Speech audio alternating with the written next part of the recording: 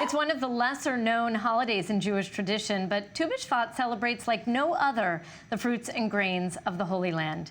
In fact, it's referred to as the holiday of the trees or the New Year for the trees. Joining me to discuss this more is Rabbi Yitzchak Mermerstein from the Rav Kook Institute in Jerusalem. Rabbi, so great to have you. Shalom Aleichem.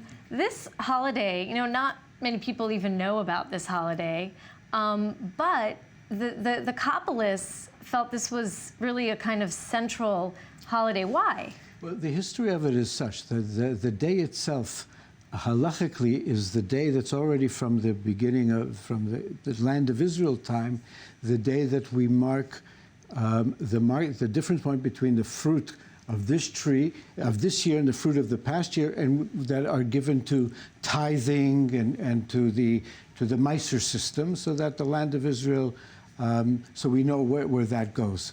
And then in the 1500s, Isaac Luria began to explain to us that now, as Israel is starting to be repopulated and people are starting to return, that this festival of this becomes a festival in which we celebrate the whole rebirth of Israel, and through that, the rebirth of the tree of life on the planet Earth, as Israel sort of demonstrates to the world how it's possible to live in an Edenic way.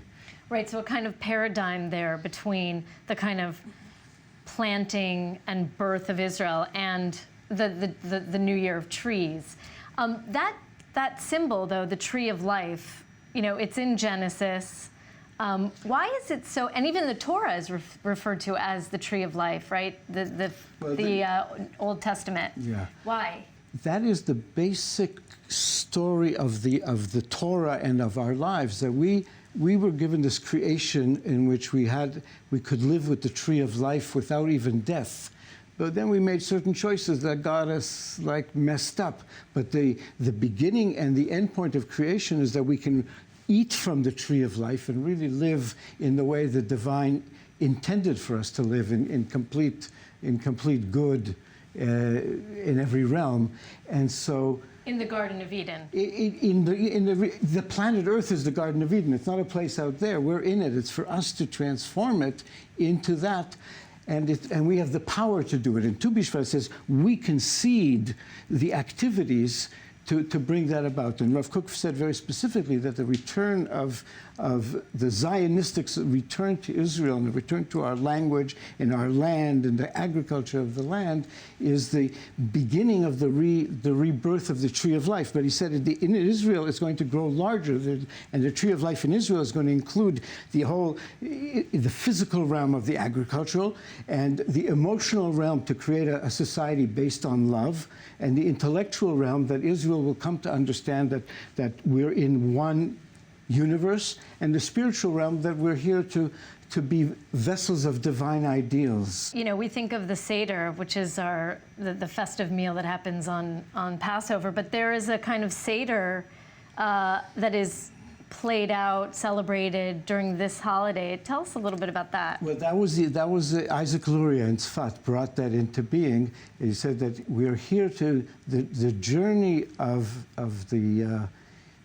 Tu B'Shvat. It's the same metaphor. The journey that we're giving birth here to the tree of life, but they made a Seder when you had a fruit from every sphere. The tree of life is made up of 10 dimensions, according to Kabbalistic understanding. And in the Seder, we go through those 10 dimensions, rising to the highest point from the physical point. So the Seder takes us through that journey through ritual and prayer. And we also begin with white wine, and then as life gets more seated, we drink 4 cups of wine, again for the 4 worlds.